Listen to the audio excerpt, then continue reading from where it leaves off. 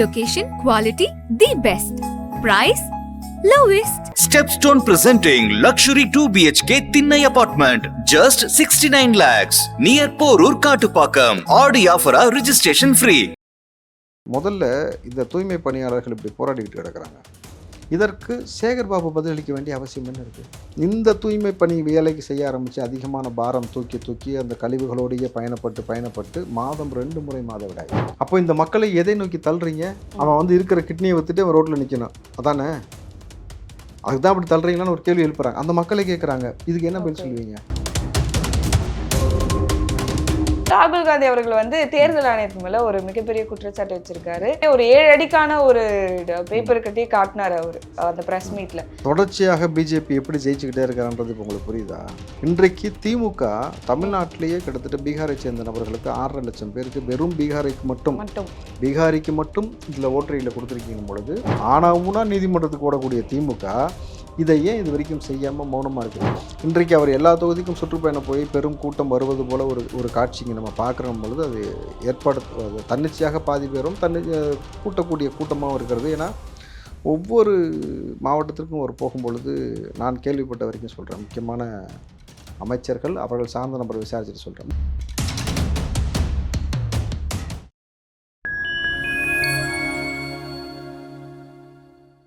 இன்னைக்கு நம்ம கூட நிகழ்ச்சியில ராவுத்தர் இப்ராஹிம் நம்ம கூட இணைஞ்சிருக்காரு. வணக்கம் சார். வணக்கம்மா. துப்புரவு பணியாளர்கள் கிட்டத்தட்ட 8 நாட்களா வந்து போராட்டம் நடத்திட்டு இருக்காங்க. அவங்களோட வேலை சார்ந்து நிரந்தர வேலை, ஊதியம் அப்படின்ற நிறைய விஷயங்கள் பேஸ் பண்ணி அவங்க ரிப்பன் பில்டிங் கிட்ட போராட்டம் நடத்திட்டு இருக்காங்க. இதுக்கு போராட்டம் நடத்துறாங்க, அது நமக்கு தெரியும். இதுக்கு அமைச்சர் சேகர் பாபு அவர்கள் வந்து பிரஸ் மீட் கொடுத்துருக்காரு. அது பேசுனதுதான் இன்னும் மக்கள் கிட்ட மிகப்பெரிய ஒரு கோவத்தை எதிர்படுத்திருக்கு அப்படின்னே சொல்லலாம். அவர் வந்து கை கட்டிட்டு ஒரு சேனல் இருந்து கேக்குறாங்க, நான் உங்களுக்கு எல்லாம் பதில் சொல்ல வரல, நான் பிரஸுக்கு தான் பதில் சொல்ல வந்தேன் அப்படின்ற மாதிரி சொல்லியிருக்காங்க. அந்த பேச்சே வந்து பாத்தீங்கன்னா மக்களுக்கு, அதுவும் சாமானிய மக்களுக்கு இத்தனை வருடமா அவ்வளோ பேர் வந்து வேலை பார்த்துருக்காங்க, சென்னையை தூய்மையா வச்சிருக்கவங்களுக்கு என்ன மாதிரியான நீங்க பதில் கொடுக்குறீங்க அப்படின்றது ஒண்ணு இருக்கு இல்லையா? அந்த வீடியோவை பாத்தீங்களா? பார்த்தது உங்களுக்கு என்ன தோணுச்சு? கோபமா இல்ல வருத்தமா? என்னை பொறுத்த வரைக்கும் ஒரு வருத்தம் கோபம் ரெண்டுமே சேர்ந்து வந்துச்சு. நீங்க அதை எப்படி பாக்குறீங்க? அதாவது கையை பின்னாடி கட்டிக்கிட்டு பிரஸ் வந்து கேள்வி, ஹலோ நீ யாரு, எந்த பத்திரிக்கை, நீ நீளம், உனக்கெல்லாம் நான் பதில் சொல்ல முடியாது. இது எதை காட்டு தெரியுமா? நாங்கள் தான் ஒரு ஸ்பெஷலாக ஒரு குரூப்புக்கு தனியாக வந்து அப்போ போய் போட்டுக்கிட்டே இருக்கிறோமே, அந்த குரூப்பில் நீ இல்லையே, புதுசாக வந்திருக்கியன்ற மாதிரி இருக்குது. டக்குன்னு இவ்வளோ பேர் இருக்கும்போது எப்படி உனக்கு அந்த பர்டிகுலர் செய்தி நபரை வந்து உனக்கு அடையாளம் காண முடிஞ்சுனாக்கா அவர் கேள்வி எழுப்புறாரு. உங்களுக்கு எதிராக நியாயமான கேள்வி எழுப்பும் பொழுது நம்ம அழகாக எல்லாத்துக்கும் போட்டுக்கிட்டு இருக்கிறோமே, அந்த லிஸ்ட்டில் இவன் இல்லையே, புதுசாக நம்மளை கேள்வி எழுப்புறான்னு டக்குனு ஐடென்டிஃபை ஆகுது. நீங்கள் அப்படி தான் பார்க்க வேண்டியது இருக்குது. ரெண்டாவது, நீங்கள் வந்து முதல்ல இந்த தூய்மை பணியாளர்கள் இப்படி போராடிக்கிட்டு கிடக்கிறாங்க. இதற்கு சேகர் பாபு பதிலளிக்க வேண்டிய அவசியம் என்ன இருக்குது? ரிப்பன் பில்டிங்குள்ளே நீ வந்து சேகர் பாபு இதுக்கு நியாயமாக பதிலளிக்க வேண்டியது மேயர் பிரியா, KN நேரு, இல்லை துணை முதலமைச்சர், இல்லை முதலமைச்சர். இவர் வந்து எங்கே காட்டு, அப்படிலாம் வாக்குறுதிலாம் கொடுக்கலையே, அப்போல்லாம் இது பண்ணலையே, சொல்லு பார்ப்போம் அப்படின்னு சொல்லிட்டு அந்த என்ன சொல்கிறது, அந்த திமிரோடு அவர் பேசக்கூடிய ஒரு பேச்சு இருக்குல்ல, அதை வந்து ரொம்ப மக்கள் இதை வந்து சுத்தமாக வந்து ஏற்கனவே உங்கள் மேலே வந்து வெறுப்பின் உச்சத்தில் இருக்கிறாங்க. நீங்கள் அந்த பேசக்கூடிய தொனி இருக்குல்ல, அரசியலில் வந்து ரொம்ப திமுறா அந்த பத்திரிகையாளர்களை வந்து குறிப்பாக பத்திரிகையாளர்களை ஹேண்டில் பண்ணும்பொழுது ஏற்கனவே வந்து பார்த்தீங்கன்னாக்கா RS பாரதி தான் சொல்லியிருக்காரு, இது வந்து ரெட் லைட் மீடியான்னு சொல்லி பேசியிருக்கிறாங்க. அண்ணாமலை ஒரு பக்கம் வந்து 1000 வாங்கிக்க 2000 வாங்கிக்க குரங்கு மாதிரி தாவரன்னு சொல்லிட்டு அந்த 2 பேருடைய துணி உங்களுக்கு புரியுதா? அவங்க 2 பேரும் எப்படி நெருக்கமாக இருக்கிறாங்க, ஊடகத்தை கையாள விதம் எப்படி இருக்குது, மக்களுடைய வழி புரியாமல் இவங்க நடந்து கொள்ளக்கூடிய விஷயம் இருக்குது. ஏன்னா நான் களத்தில் போய் இந்த மக்களோட உட்காந்துருந்தேன், நம்ம டீமோடு போயிருந்தோம். உட்கார்ந்த பொழுது எனக்கு தெரியும், ஒரே நாளில் 25 பெண்களுக்கு மாதவிடாய் ஏற்பட்டுச்சு. அதில் அவங்க சொன்ன விஷயம், இந்த தூய்மை பணி வேலைக்கு செய்ய ஆரம்பித்து அதிகமான பாரம் தூக்கி அந்த கழிவுகளோடையே பயணப்பட்டு மாதம் 2 முறை மாதவிடாய், 5 நாள்லேருந்து 7 நாள் 2 முறை அந்த மாதவிடாய் ரத்தத்தோடு அவங்க வந்து அவ்வளோ வேலையை செஞ்சுக்கிட்டு இருக்கிறவங்களுக்கு தான் வழி என்னன்னு புரியும். எனக்கு இருக்கக்கூடிய இயல்பான கேள்வி, விளிம்பு நிலை மக்கள் பொருளாதார ரீதியாக கொஞ்சம் மேலே வந்தால் அவங்களுக்கு பிடிக்காதா? மறுபடியும் அவங்கள எங்கே தள்ளுறீங்க? அவங்களுடைய சம்பளத்தை குறைச்சி அவங்க வந்து பொருளாதார ரீதியாக தள்ளி இன்றைக்கி வேலை இல்லைன்னு சொல்லும் பொழுது தமிழ்நாட்டில் இன்னொரு பக்கம் வறுமையின் உச்சத்தில் இருக்கக்கூடிய நபர்களை தேடி கிட்னியை தேடிட்டு கிடக்கிறாங்க. அப்போ இந்த மக்களை எதை நோக்கி தள்ளுறீங்க? அவன் வந்து இருக்கிற கிட்னியை விற்றுட்டு அவன் ரோட்டில் நிற்கணும், அதானே? அதுதான் அப்படி தள்ளுறீங்களான்னு ஒரு கேள்வி எழுப்புறாங்க. அந்த மக்களை கேட்குறாங்க, இதுக்கு என்ன பதில் சொல்லுவீங்க? என்ன பதில் சொல்ல முடியும்? அந்த கனிமொழி வந்தால் எங்கள் உடலுடைய நிலை என்னவாக இருக்குன்னு அவங்கள்ட்ட நாங்கள் காட்டுவோம் அப்படின்றாங்க. மேயர் பிரியாவோ கனிமொழியோ வந்தாங்க நேரில் காட்டுவோம்னு இருக்கக்கூடிய பெண்கள் சொல்கிறாங்க. நம்மளுது எவ்வளோ வலிதுவந்தோடு, அதாவது உறவுகள் எல்லாம் வந்து உறவுகளாக நிற்காமல் போன தருணம் வந்து கொரோனா தருணம். ஒரு உயிர் பிரிஞ்சிருச்சுன்னா குடும்பத்தினை வந்து குளிக்க வச்சு பார்த்தீங்கன்னா அப்போலாம் சடங்கு சம்பிரதாயம்லாம் இன்றைக்கி உடஞ்சி போச்சு. கொரோனா பீரியடில் தொட்டால் நமக்கு தொத்திக்கும், நம்ம செத்துருவோம்னு சொல்லி பயந்தானுங்க. மரணம் என்பது ஒரு சம்பவம் உனக்கு நிர்ணயிக்கப்பட்ட தேதியில் வந்துடும். அந்த புரிதல் உங்களுக்கு அன்றைக்கி ஏற்படலை. ஐயோ கொரோனா நமக்கு ஒட்டிக்கும், செத்துருவோம்னு சொல்லிட்டு இந்த பக்கம் யாருமே நெருங்காத பொழுது அவ்வளவு நபர்களை தொட்டு தூக்கி வேலை செஞ்சு எல்லாம் பண்ணது அந்த தூய்மை பணியாளர்கள். அவங்களை நீங்கள் குப்பை மாதிரி தூக்கி போட்டிங்கல்ல. நிச்சயமாக இதற்கான விஷயம் வந்து 2 விஷயம் சொல்லுவாங்கம்மா. ஒன்று, நீங்கள் அரசியல் டீம் கர்மான்னு ஒன்று சொல்லுவாங்கல்ல, இட் ரிஃப்ளெக்ட்ஸ். இது வந்து பெரிய இம்பேக்ட் ஏற்படுத்தும் இந்த ஆட்சிக்கும் இந்த மாதிரியான பேசக்கூடிய நபர்களுக்கும் நிச்சயமாக எதிர்பார்ப்போம். இதுல மேயர் அவர்கள், மேயர் பிரியா வந்து ஒரு குறிப்பிட்ட ஒரு செய்தி தொலைக்காட்சிக்கு வந்து அவங்க பேட்டி கொடுத்துருந்தாங்க. அதுல சொல்லியிருந்தாங்க அவங்களுக்கு வந்து பிஎஃப், இஎஸ்ஐ அதெல்லாம் வந்து கொடுக்கறதுக்காக தான், அதோட மாற்றாதான் இது நடக்குது. அவங்களுக்கு சம்பளம் எல்லாம் குறையாது, இவ்வளோ சலுகைகள் வரணுன்றதுக்காக தான் இது கொடுக்குறோம் அப்படின்னு சொல்லியிருந்தாங்க. இன்னொன்று அதில் என்ன சொல்லியிருந்தாங்க அப்படின்னா, முதலமைச்சர் அமைச்சர்கள் எல்லாமே அவங்க கூட உட்காந்து சாப்பிட்டாங்க, டீ குடிச்சாங்க, அவங்க கூட தான் இருந்தாங்க அப்படின்றாங்க. அதை குறிப்பிட்டு சொன்னது நான் பர்சனலாக எப்படி பார்க்குறேன்னா, அவங்களும் மனுஷன் தானே, அவங்க கூட நீங்கள் இருந்ததை வந்து நீங்கள் ஏன் அதை பெரிய விஷயமா காட்டுறீங்க? அப்ப அந்த இடத்துல நீங்க ஒரு ஏற்றத்தாழ்வோட பார்த்து தானே அந்த விஷயங்கள் நடந்தது மாதிரி எனக்கு தோணுது. இல்லைன்னா அதை குறிப்பிட்டிருக்க தேவையில்லை. என்ன மாதிரியான சலுகைகள் வருது அப்படின்றத அவங்க சொன்ன வரைக்கும் எனக்கு ஓகே ஏதோ ஒரு மாற்றம் கொண்டு வராங்கன்ற அளவுக்கு ஒரு விஷயம் எடுத்துக்கலாம். ஆனா இதை குறிப்பிட்டு சொன்னது வந்து எனக்கு அதை சொல்லியிருக்க வேண்டாம், இல்லைன்னா அதை நீங்க எப்படி அதை பார்த்து அதை செஞ்சிருக்கீங்கன்ற ஒரு கேள்வி வருது. இதை நீங்க எப்படி நினைக்கிறீங்க? இல்ல, அவங்களுக்கு பிரியாவுக்கு முதல்ல இது பெரிய விஷயமா தெரியுது போல் இருக்கு.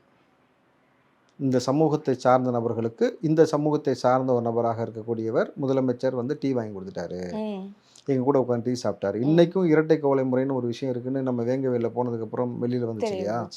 அப்போது அந்த டீ வாங்கி கொடுத்தது, அதாவது எந்த இந்தியாவிலே இப்படி ஒரு முதலமைச்சர் நீங்கள் எங்கேயுமே பார்த்துருக்க முடியாதான். டீ வாங்கி கொடுத்தது வந்து யோசிச்சு பாருங்களேன். இன்றைக்கி நம்ம எதை நோக்கி நம்ம பயணம் பண்ணிக்கிட்டு இருக்கிறோம். இன்றைக்கி 2025 ஆயிடுச்சு, ஏஐ வரைக்கும் வந்துடுச்சு. அட்வான்ஸ்டாக எவ்வளோ போனாலும் இவர்கள் மனப்போக்கில் இன்னமும் அந்த விளிம்பு நிலை மக்களை பார்க்கக்கூடிய பார்வை என்பது மாறவே இல்லை. மாற்ற விரும்பல அரசியல் கட்சிகள். மேயர் பிரியாவே தொங்க விட்டுட்டு போன ஆட்கள் தானே அவங்க. காரில் பிடிச்சி தொங்கிட்டு போனாங்க, ஞாபகம் இருக்கா?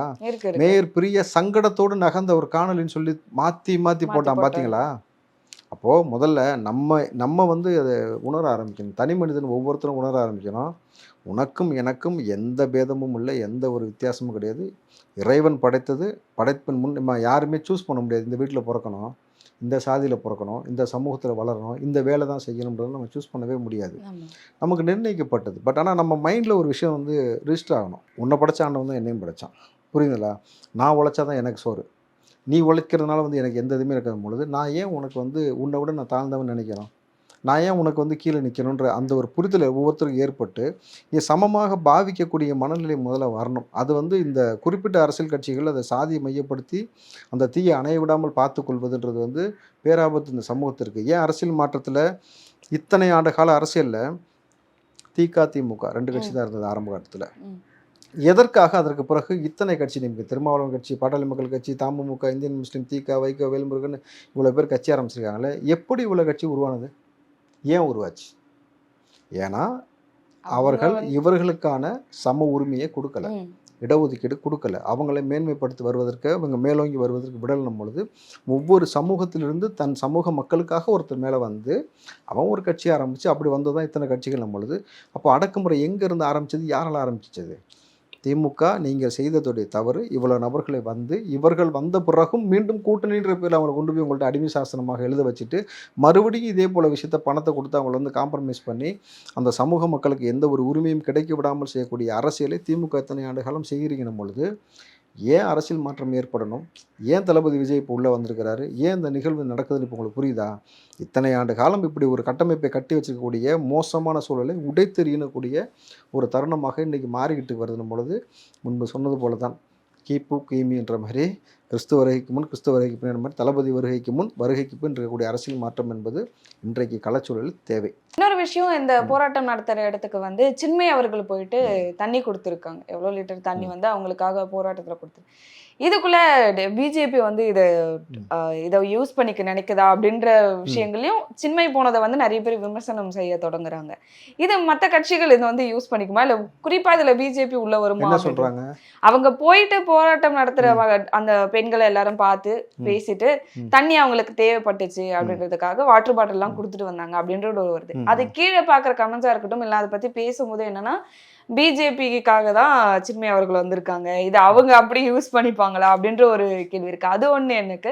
இன்னொன்னு, திரும்ப அவர்கள் இதை பத்தி பேசியிருக்கலாமே அப்படின்றது எனக்கு ஒரு கேள்வி. இதை நீங்க எப்படி பாக்குறீங்க? வைரமுத்து மீது சின்மய் விமர்சனம் வச்சாங்கல்ல, அன்றைக்கு யாருமே பேசலையே. இன்னைக்கு மட்டும் பிஜேபி சாயலோ அல்லது வேற சாயலோ பூச நினைக்கக்கூடிய நீங்கள், தனிப்பட்ட முறையில் ஒரு பெண் நான் பாதிக்கப்பட்டிருக்கேன், எனக்கு பர்டிகுலராக இவரால் வந்து பாலியல் சீண்டல் நடந்ததுன்னு ஒரு பகிரங்கமாக சொன்னாங்க. கரெக்டுங்களா? எல்லா ஊடகத்துலையும் வந்த பொழுது நீ எவனா வேணா இருந்துக்கோ, ஒரு பெண் இப்படி ஒரு குற்றச்சாட்டு சொல்கிறாங்கன்னா அது பொதுவெளியில் வந்துருச்சுன்னா விமர்சனத்துக்கு உள்ளாகிடுச்சுன்னும் பொழுது அதை ஏன் தீர்க்கமாக விசாரித்துட்டு ஒரு நடவடிக்கை எடுக்காமல் சின்மையை எல்லாத்துலேருந்து அந்த கார்டெல்லாம் தூக்கி அந்த அவங்கள வந்து டப்பிங் யூனியன்ல இருந்தோ அடுத்தடுத்து அவங்கள பாடக்கூடாதுன்னு சொல்லி எல்லாத்துலேயுமே நெருக்கடி ஏற்படுத்தி இந்த உங்கள் கண்ணுக்கு முன்னாடி தான் நடந்துச்சு அவ்வளோ விஷயமும். அன்னைக்கு யாருமே சின்மைக்கு ஆதரவாக ஏன் பேசல? இன்றைக்கி சாதி சாயல் பூச நினைக்கிறீங்க. அதுதான் அரசியலில் ஏன் சாக்கடைன்னு சொல்கிறாங்க தெரியுமா? இந்த மாதிரி ஆட்கள் உட்காந்துக்கிட்டு இப்படி ஒரு விஷயம் செய்கிறதுனால தான் அது போகுதே தவிர, அந்த பொண்ணு முன் வந்து இந்த விஷயத்த செஞ்சுருக்கணும் பொழுது ஒரு பெண்ணாக அந்த வலியை உணர்ந்துருக்கு. அந்த கருங்கல்லுமா அங்கே அடிக்கிற வெயிலில் நம்மளால் அரை மணி நேரம் உட்கார முடியாது. அவர்கள் சொன்னது உட்காந்து பின்னாடி கட்டி வந்துருச்சு, சூடு கட்டி பயங்கரமாக. அவங்களால வந்து சிறுநீர் கழிப்பதற்கு அங்கே இடமே இல்லை. மழை வந்தப்போ ரிப்பன் பில்டிங்குள்ளே அவங்கள அலோ பண்ணவே இல்லையா. மனிதர்களாக கூட எங்களை ட்ரீட் பண்ணல சார், அப்போ தான் நாங்கள் கலைஞ்சு போவோம்னு சொல்லிட்டாங்க. மாதவிடாய் காலத்தில் பேடை வைக்கணும்ல, எங்கே மறைவிடம் இருக்குது நாங்கள் போய் பேடை வைக்கன்னு கேட்குறாங்க. டிஸ்போஸ் பண்ணுறது ரெண்டாவது, வைப்பதற்கே இங்கே வழி சூழல். அன்றைக்கி மழை வந்தப்போ ஈரத்துணியோடு நினைஞ்சிக்கிட்டு அப்படியே 24 மணி நேரம் அப்படியே இருந்து அப்படியே அடுத்த நாள் வெயிலில் காஞ்சிருக்கு. அது எவ்வளோ பெரிய இன்ஃபெக்ஷன் ஏற்படும், எவ்வளோ கொடுமைலாம் இருக்குல்ல. ஒரு பெண்ணாக சின்மையை உணர்ந்ததால் போயிருக்காங்க. இதை நீங்கள் ஒரு பெண் செஞ்சுருக்கிறாங்க, நம்மளும் செய்யணும்னு பார்க்கணும். அதை விட்டுட்டு பிடிச்சிக்க கேவலமாக எல்லாத்துக்கும் சாதிய சாயல் பூசணின்னு வச்சுங்களேன், சமூகத்திற்கு பேராபத்து. ஏன்னா எதுவும் எந்த நொடியும் நமக்கும் நடக்கும். ஏன்னா ஒவ்வொரு குடும்பத்தில் இது வரைக்கும் உங்கள் குடும்பத்தில் சாகாத ஒரு ஆள் சொல்கிறான்னு சொன்னால் எவனா ஒரு குடும்பம் சொல்ல முடியுமா? இல்லை. எல்லாரும் ஏற்றத்தாழ்வை பார்த்துருக்கீங்க, மரணத்தை சந்திச்சிருக்கிறீங்க. அது கொடுத்த வலி வேதனை உங்களுக்கு தெரியணும் பொழுது இவர்களும் உயிர், இன்னைக்கு இருக்கிற உயிர் நாளைக்கு அவங்களுக்கு இருக்காது. நிச்சயமாக அவங்களும் இறக்க போகிறாங்க, நம்மளும் இருக்க போகிறோம் ஒரு காலத்தில். பொழுது சக மனிதனை பார்க்காத ஒரு மனநிலை வந்து மோசமான மனநிலை. இதை முதல்ல மாற்றிக்கணும். போராட்டம் அப்படின்னு சொல்லிட்டு அரசியல் சார்ந்த நிறைய விஷயங்கள் பேசணும். இன்னொன்று வந்து பார்த்தீங்கன்னா மிகப்பெரிய அணுகுண்டை தூக்கி வீசியிருக்காரு ராகுல் காந்தி அவர்கள். ஒரு அரசியல் ராஜாவோன்னு பயந்துட்டேன். ராகுல் காந்தி அவர்கள் வந்து தேர்தல் ஆணையத்து மேல ஒரு மிகப்பெரிய குற்றச்சாட்டு வச்சிருக்காரு. வாக்கு சார்ந்து நிறைய விஷயங்கள் வந்து மோசடி நடந்திருக்கு. நிறைய ஒரு மிகப்பெரிய ஒரு 7 அடிக்கான ஒரு பேப்பர் கட்டி காட்டினார் அவரு அந்த பிரஸ் மீட்ல. அதுல வந்து நிறைய பேருக்கு நிறைய இடங்கள்ல வந்து வாக்கு இருந்திருக்கு. ஒரே வீட்டுல 80 பேரு அப்படி நிறைய விஷயங்கள் ஒரு பாயிண்ட் டு பாயிண்டா கரெக்டா சொல்லியிருந்தாரு. அதை நீங்க பாத்தீங்களா? இது எவ்வளவு பெரிய அதிர்வலையை வந்து ஏற்படுத்தும், இதுக்கான தீர்வு ஏதாச்சும் கிடைக்குமான்றதுதான் இப்ப இருக்கிற எல்லாரோட கேள்வியா இருக்கு. அதை பத்தி தொடர்ச்சியாக பிஜேபி எப்படி ஜெயிச்சுக்கிட்டே இருக்கிறான்றது இப்ப உங்களுக்கு புரியுதா? உத்தரப்பிரதேஷ்ல அந்த காணொலிலாம் இருக்குன்னா யோகி வெளியே உட்காந்துருப்பாரு பண்ணையார் மாதிரி. இவங்க ஓட்டு போட உள்ள போவாங்க பொதுமக்கள், ஓட்டு மிஷினை தொடுறது கூட அனுமதி இல்லை, மை வச்சு அனுப்பிச்சிருவாங்க. வெளியில் வந்து யோகி கையை தொட்டு கும்பிட்டு போன காணொலிலாம் பார்த்தோம். ஸோ தொடர்ச்சியாக பிஜேபி எந்த மாதிரியான ஒரு ஆட்சி முறை ஏற்படுது, ஓட்டுச்சீட்டு முறையை கொண்டு வந்தாலும் ஓட்டு ஐடியில் வந்து உனக்கு 1க்கு 5 ஓட்டு 10 ஓட்டுன்னு மாற்றிட்டு பொழுது அது எவ்வளோ பெரிய இம்பேக்ட் ஏற்படுதுன்னு ஒரு விஷயம் இருக்குல்ல. ஸோ இதை தீர்க்கப்படணும். இதை வந்து என்ன சொல்கிறது, பணத்தை கொடுத்து ஒரு எம்பியை 300 கோடிலேருந்து 500 கோடி வரைக்கும் பேரம் பேசி ஆட்சியை கவிழ்க்கக்கூடிய பிஜேபி எந்த எக்ஸ்ட்ரீமுக்கும் போய் இன்றைக்கு பார்த்தீங்கன்னாக்கா தென்னிந்தியா முழுக்க தன்னுடைய ஆதிக்கத்தை செலுத்துவதற்காக இங்கே இருக்கக்கூடிய மாநில கட்சிகளை மிரட்டுவது, அவர்களை கூட்டணியில் சேர்த்துக்கொள்வது, அவர்கள் முதுகில் ஏறி சவாரி பண்ணிட்டு இங்கே அல்சாட்டியம் பண்ணுறது, இந்த கேரளா ஸ்டோரின்னு ஒரு படத்தை எடுத்துகிட்டு அதுக்கு தேசிய விருது கொடுக்கறது. இப்போ அதே மாதிரி என்ன போராளி தெரியுமா பாத்தீங்களா சார்? அது பார்க்கும்போது ஏதோ ஒரு புது படமோ அப்படின்ற மாதிரி ஆயிடுச்சு சார். கெட்டப் எல்லாம் ஐயோ, ஒரு புதிய போராளியா வந்து எச் ராஜாவை களம் இறக்கி விட்டுருக்காங்க பெரிய மீசையோட. அதை வந்து மனோபாலாவும் அவரையும் ஃபோட்டோ ஒன்றா போட்டு 2 பேரையும் கம்பேர் பண்ணி இப்போ போட்டிருந்தாங்க. ஸோ அவர்கள் வச்சிருக்கக்கூடிய டைட்டில் இருக்குல்ல, அது ரொம்ப ஏன்னா எலெக்ஷன் நேரத்தில் சாதி அரசியலை மையப்படுத்தி இவர்கள் ஒரு பிளவுவாத வேலையை செய்வதற்கு பிஜேபி ஒவ்வொரு முறையும் ஒவ்வொரு எலெக்ஷன் இருக்கும்போது ஒவ்வொரு படம் வரும். காஷ்மீர் ஃபைல்ஸு, கேரளா ஸ்டோரிஸ்ன்ற மாதிரி இன்றைக்கி அடுத்து வந்து கந்தன்மலைன்னு சொல்லி ஒரு விஷயத்தை கொண்டு வருகிற பொழுது இன்றைக்கு பிரிவினவாதத்தை எப்படியெல்லாம் ஏற்படுத்தியிருக்காங்கன்னு நம்ம பார்க்குறோம். மாடை விற்றதுக்கும் மாட்டுக்கறி உண்ணதுக்கும் அடித்து கொல்லப்பட்ட நபர்கள், அவர்கள் மீது சிறுநீரகம் கழிக்கப்பட்டது. உடை கலாச்சாரத்தில் கை வச்சிங்க, உணவு கலாச்சாரத்தில் கை வச்சிங்க. இங்கே பெண்கள் மீது வந்து ஒரு அடக்குமுறையை தொடர்ந்து கட்டவிழ்த்துடக்கூடியது பிஜேபி. எந்த மாதிரியான அரசியலை சுற்றி முற்றி கடைசி எடுக்கிறான ஒரு விஷயம் இருக்குல்ல, இது ரொம்ப பெரிய பேராபத்து. அதே போல் ராகுல் சொன்னக்கூடிய இந்த விஷயம் வந்து இன்றைக்கு திமுக தமிழ்நாட்டிலேயே கிட்டத்தட்ட பீகாரை சேர்ந்த நபர்களுக்கு 6.5 லட்சம் பேருக்கு வெறும் பீகாரிக்கு மட்டும் இதில் ஓட்டரையில் கொடுத்துருக்கீங்க பொழுது 70லேருந்து 1 கோடி நபர்கள் வரைக்கும் தமிழ்நாட்டில் பிற மாநிலத்தை சேர்ந்த நபர்கள் இருக்காங்க. குறிப்பாக வடக்கு சைட்லேருந்து வந்த நபர்களுடைய எண்ணிக்கை ஜாஸ்தி. அவர்களுக்கான ஓட்டுரிமையை எப்படி இங்கே கொடுக்க முடியும்னு ஒரு கேள்வி இருக்குல்ல. இங்கே ஒரு அதிகாரி இருப்பார்ல, அந்த அதிகாரியோடைய அனுமதியின் பேரில் தான் சேர்க்கப்பட்டிருக்கு. அதை வந்து எலெக்ஷன் கமிஷன் சேர்த்துக்கணும் பொழுது இதை எதிர்த்து ஏன் திமுக இது வரைக்கும் வழக்கு பதிவு செய்யலை? நீங்கள் தானே முதலாக போயிருக்கணும். ஆனாவும்னா நீதிமன்றத்துக்கு ஓடக்கூடிய திமுக இதை ஏன் இது வரைக்கும் செய்யாமல் மௌனமாக இருக்கிறீங்க? இது எல்லாத்தையும் களையக்கூடிய வேலை செய்யணும். இதில் என்ன ஒரு பெரிய சிக்கல் இருக்குனாக்கா, தொடர்ச்சியாக தமிழில் நடந்தக்கூடிய பெரிய கொலை சம்பவம், இந்த முதியவர்கள் தனியாக இருந்தது, ஒரு கர்ப்பிணி பெண்ணை ட்ரெயின்லேருந்து ஒருத்தன் தள்ளிவிட்டு அந்த கரு கலைஞ்ச அந்த விஷயமா இருக்கட்டும், 4 வயது சிறுமியை வந்து பாலியல் புணர்வு செஞ்சு கொண்டவன் எல்லாமே வடநாட்டை சார்ந்தவர்கள். இவனை நீங்கள் தேடி போனீங்கன்னு வச்சுங்களேன், அவனுடைய ஆதார், அவனுடைய ஓட்டர் ஐடி, ரேஷன் கார்டு எல்லாமே இங்கே உள்ள அட்ரஸ் காட்டுது. அவன் எங்கே பிறந்து எங்கே வளர்ந்து எங்கே இருக்கிறான்னு எந்த ஸ்டேட்டுமே இப்போ கண்டுபிடிக்க முடியாத சூழல் மாறி இருக்கும்பொழுது ஆதாரை ஏன் கொண்டு வந்தன்ற அடிப்படை விஷயமே மாறி போச்சா? நீங்கள் வெளிநாட்டில் எஸ்எஸ்என் நம்பர் கொடுப்பாங்க, சோஷியல் சிட்டிசன் நம்பர் உங்களுக்கு கொடுப்பாங்க. அந்த எஸ்எஸ்என் நம்பர் உங்களுக்கு கொடுக்கும்போது அவன் எந்த மாநிலத்தில் பிறந்தானோ எந்த ஊரில் பிறந்தானோ கடைசி வரைக்கும் அதான் ஐடி கார்டு. அவன் எங்கே வேணால் உலகத்தில் ட்ராவல் பண்ணலாம். இப்போ நீங்கள் அமெரிக்காவை பொறுத்த வரைக்கும் எடுத்திங்கன்னா 54 மாகாணம்னு நினைக்கிறேன், அலபாமா, அரிசோனா அப்படின்னு சொல்லிட்டு நீங்கள் தொடர்ச்சியாக போகும். அவன் எங்கே வேணால் பயணம் பண்ணாலும் சரி, உலகம் முழுக்க பயணம் பண்ணாலும் அவனுடைய பூர்வீகம் இடம் எதுன்றதை ரொம்ப கிளியர் கட்டாக காட்டி கொடுத்துரும். அதுக்கு தான் ஆதார் பயன்படுத்தப்படணும். ஆனால் நீங்கள் இங்கே மாற்றி கொடுத்துட்டீங்க. இங்கே வந்தவனை நான் வர வேணான்னு சொல்லலை. ரேஷன் கார்டு கொடுங்க, அரிசி வாங்கி சாப்பிட்டுட்டோம், பருப்பு வாங்கி சாப்பிட்டுட்டோம். அட்ரஸ் ப்ரூஃப் கார்டு மட்டும் கொடுங்க. அது வந்து போஸ்டல் ஆஃபீஸ் மூலம் கொடுக்குறாங்க. அட்ரஸ் ப்ரூஃப் கார்டுன்னு சொல்லிட்டு 1 வருஷம் வேலிடிட்டி. அதற்கு மேலே வேணால் திருப்பி அவன் போட்டு ரினியூவல் பண்ணட்டும். எங்கே இருக்கான்றது அப்போ தான் தெரியும். ஏன்னா இந்திக்காரன் இடம் மாறிக்கிட்டே இருப்பான், நம்மளே வீடு வந்து மாறிட்டு தானே இருக்கிறோம். அப்போது இந்த 2ஐயும் கொடுத்தீங்கன்னாக்கா இது அவனுக்கான வாழ்வாதாரத்தை உறுதி செய்யுது. ஆனால் அவனுடைய ஓட்டர் ஐடியும் அவனுடைய ஆதாரம் அவனுடைய சொந்த ஊரில் சொந்த அட்ரஸில் மட்டும் இருந்தால் மட்டும்தான் குற்றத்தை தவிர்க்க முடியும்.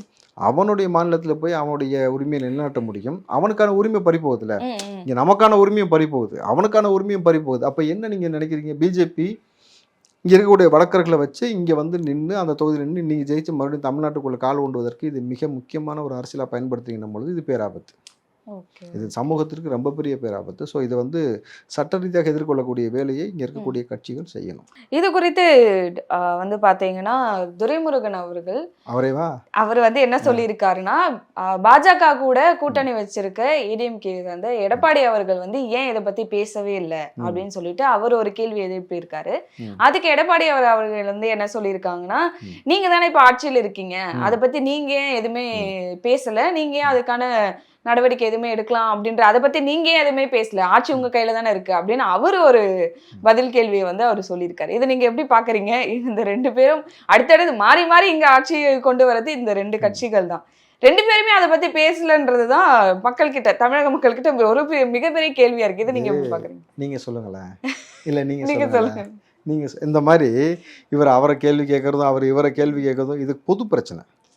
இது இங்கே வாழக்கூடிய நமக்கு தான் பெரிய தலைவலி ஏற்படுத்தும்ன்றதை 2 அரசியல் கட்சியும் உணரணும். முதல்ல இப்போது அதிமுகவோட பிஜேபி வந்து கூட்டணி வைத்திருக்கும் பொழுது இந்த கேள்வியை அதிமுகவால் எழுப்ப முடியுமான ஒரு கேள்வி யதார்த்தமாக இருக்கணும் பொழுது அப்போ திமுக நீங்கள் இந்த கேள்வியை எழுப்பிட்டுல வந்திருக்கணும் நீதிமன்றத்தில் நாங்கள் செஞ்சிட்டோம்னு சொல்லி நீங்கள் சொன்னீங்கன்னாக்கா அது அரசியல் நீங்கள் ஸ்கோர் பண்ணுறதுக்கும் யூஸ் ஆகும். நீங்கள் செய்யாமல் இருக்கும் பொழுது நீங்களும் ஐயா வாங்க ஐயா மோடி ஐயா உள்ளேன் ஐயான்னு சொல்லி பேசக்கூடிய ஆள் தானே. இவரெல்லாம் வந்து அதை பற்றி பேசவே கூடாது. துரைமுருகன்லாம் வந்து அம்மாவுக்கு 1000 பொண்ணுக்கு 1000 ரகசியமாக பாய் ஃப்ரெண்டு வச்சுக்க சினிமாவுக்கு ஊர் சுற்றுன்னு பேசக்கூடிய நபர் தான் அவர்னும் பொழுது இந்த நியாய தர்மம் பற்றிலாம் அவங்க பேசக்கூடாது. ஆனால் அதான் சொல்லல, ஒன்று நீ ஆட்சி செய்யல, நான் ஆட்சி செய்யலாம், நமக்குள்ளே இப்படி காம்ப்ரமைஸ்டாக போய்க்கலாம், மோடிட்டு வந்து காம்ப்ரமைஸ் பேசிக்கிட்டு நம்மளுடைய ஊழலை வந்து ஒவ்வொரு விஷயமா மறைச்சிக்கிட்டே போகலான்ற மாதிரியான அரசியலை தான் கையாளுகிறார்கள். ஏன் அரசியல் மாற்றம் தேவைன்றது இது மூலமாக புரியல. ஒவ்வொரு நிகழ்வும் ஏன் அரசியல் மாற்றம் தேவை, ஏன் திமுக தேவையில்லைன்றதை உணர்த்திக்கிட்டே இருக்குது. ஏன் பிஜேபி நம்ம மண்ணுக்கு பேராபத்துன்றதை இப்போ இந்த ஓட்டையில் பேர் சேர்த்துல வரைக்கும் எல்லாத்தையும் உணர்த்தினும் பொழுது ஸ்ட்ராங்காக எதிர்க்கிறதுக்கு ஒரு லீடர் வேணும். அந்த லீடர் கரப்ஷன் இல்லாத லீடராக இருக்கணும், எதிர்பார்ப்பு இல்லாத லீடராக இருக்கணும், அரசியலை ஒரு வியாபாரமாக பார்க்காத லீடராக இருக்கணும் பொழுது வியாபாரம் கிட்டத்தட்ட பல மடங்கு அவருக்கு இருக்கும் பொழுது எல்லாத்தையும் விட்டுட்டு வந்து ஒரு ஆள் நிற்கிறார்ல.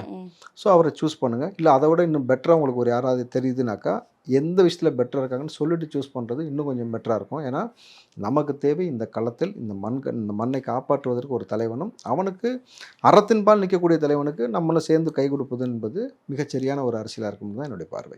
இதில் கடைசி கேள்வி, ஒரு துணை கேள்வியா, இப்போ பிஜேபியும் தேர்தல் ஆணையமும் சேர்ந்து தான் இந்த மோசடி நடந்திருக்கு, இப்படி ஒரு தில்லுமுல்லா நடந்திருக்கு அப்படின்றத ராகுல் காந்தி அவர்கள் சொல்லியிருக்காங்க. இப்போ பிஜேபி கூட எடப்பாடி அவர்கள் வந்து கூட்டணி வச்சிருக்காரு அப்படின்னும் போது இதுல இன்னொரு விஷயம் என்ன வருதுன்னா, ஆல்ரெடி பிஜேபி இப்படி ஒரு விஷயம் செஞ்சிருக்கிறதா ராகுல் காந்தி அவர்கள் சொல்றாங்க. அதே மாதிரி இங்க நம்ம தமிழகத்திலயும் இந்த மாதிரியான விஷயம் நடக்குமோ, அது இபிஎஸ்க்கு வந்து ஒரு பிளஸ் அமையுமா அப்படின்ற ஒண்ணு இருக்கு அவங்களுக்கு. ஏன்னா நம்ம கூட கூட்டணி வச்சிருக்காங்க, அவங்க மூலமா தான் நம்ம உள்ள போக முடியும் அப்படின்னும் போது ஓகே இங்க இந்த மாதிரி செய்வோம் அப்படின்ற ஒரு விஷயம் நடக்கும். செய்தர் அப்படின்னும் பொழுது இப்போ ஏற்கனவே அவர் மீது பகிரங்கமாக இருக்கக்கூடிய குற்றச்சாட்டு 10 தோல்வி பழனிசாமின்னு ஒரு பேரை வச்சிருக்கிறாங்கன்னும் பொழுது இன்றைக்கு அவர் எல்லா தொகுதிக்கும் சுற்றுப்பயணம் போய் பெரும் கூட்டம் வருவது போல ஒரு காட்சிங்க நம்ம பார்க்குற பொழுது அது அது தன்னிச்சையாக பாதி பேரும் கூட்டக்கூடிய கூட்டமாகவும் இருக்கிறது. ஏன்னா ஒவ்வொரு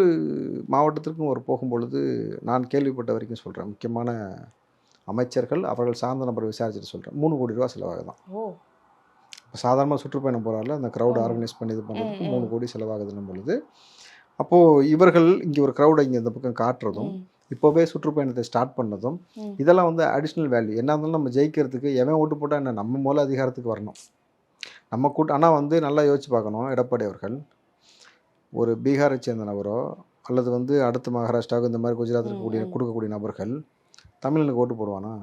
இங்கே இருக்கக்கூடிய இந்த கட்சி அதிமுகவுக்கு ஓட்டு போடுவானா? அவன் முழுக்க பிஜேபி மைண்ட் செட்டில் இருப்பான். சில பேர் திமுகவுக்கு போட வாய்ப்பு இருக்கு. இல்லை போட மாட்டாங்க யாரும். ஏன்னா இங்க வந்த பிறகு நிறைய சலுகைகள் வந்து இங்க அனுபவிக்கிறாங்க போது மாறுன்ற மாதிரி சொல்றாங்களே.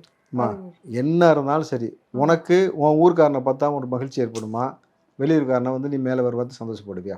நமக்கு அவன் செய்வான் நினைப்பியா, இவன் செய்வான் நினைப்பியா? புரிஞ்சுங்களா? இது பேராபத்து. இப்போ இப்போ 6 லட்சம் பேர் நினைச்சாலே 5 எம்எல்ஏ தேர்ந்தெடுக்க முடியும். அந்த 5 தொகுதியும் இப்போ கோயம்புத்தூரோ இந்த சென்னையில் குறிப்பிட்ட பகுதியெலாம் இருக்குது. இதெல்லாம் வந்து பார்த்தீங்கன்னாக்கா ஃப்ளாட்ஸ், பெரிய பெரிய ஃப்ளாட்ஸ் கட்டி சமூகத்தோட பேர் போட்டு அவங்களுக்கு மட்டும் தான் வாடகைக்குன்னு போட்டுருக்கான். எந்த அளவுக்கு கொண்டு வந்து விட்டுருக்கான்னு உங்களுக்கு புரியுது? அப்போ அந்த இடத்துல அவங்களை சார்ந்த நபர் தான் போடும் பிஜேபி. அந்த சமூகம் அந்த பின்புலத்தில் வரக்கூடிய நபரை போடும்போது நம்மளுன்னு அவன் ஓட்டு போடுவான். அவன் நம்ம இங்கே ரூல் பண்ணுறதுக்கான அடுத்த ரூலிங்க்கு வருவான். அப்போ இங்கே இருக்கக்கூடிய இந்த மண்ணிலே வாழ்ந்த பூர்வக்குடிகளுடைய உரிமை பழி போகும். அது வந்து பேராபத்து. இது எடப்பாடி அவர்கள் உணரணும். இதை உணராமல் நீங்கள் பிஜேபி கூட நின்றுட்டு எப்படி நம்ம ஜெயிக்கிறதுக்கு யூஸ் ஆகுதுன்னு நினச்சின்னு வச்சுங்களேன், எடப்பாடியை தேவைப்படும் வரைக்கும் தான் பிஜேபி வச்சுக்கும். தேவையில்லைன்னா எடப்பாடியை ரிப்ளேஸ் பண்ணிட்டு அந்த இடத்துல வேற ஆளை கொண்டு வந்து நிப்பாட்டும். ஏன்னா அவ்வளவு பெரிய பணம் அவங்கள்ட்ட இருக்குது, அவ்வளோ பெரிய அதிகாரம் அவங்கள்ட்ட இருக்குது. இந்தியா முழுக்க அவங்க கையில் இருக்கணும் பொழுது RSS உடைய சித்தாந்தம் என்னன்றதை அவர் முழுசாக தெரிஞ்சுக்கிட்டாருன்னா இதெல்லாம் கொஞ்சம் ஜாக்கிரதையாக இருப்பார், ஜாக்கிரதையாக இருக்கணும். ஸோ சில விஷயங்களை சமரசம் இல்லாமல் எதிர்க்க வேண்டிய பொறுப்பு இங்கே இருக்கக்கூடிய மாநில கட்சிகள் இருக்குது, எல்லா கட்சிகளுக்கும் சொல்கிறேன். அரசியல் சார்ந்து நிறைய விஷயங்கள் இப்போ சமீபத்தில் என்ன நடந்திருக்கு, யார் யார் என்ன பேசியிருக்காங்கன்ற நிறைய விஷயங்களுக்கு ஒரு சுவாரஸ்யமான ஒரு தெளிவான பதில் கொடுத்தீங்க சார். ரொம்ப நன்றி. நன்றிம்மா.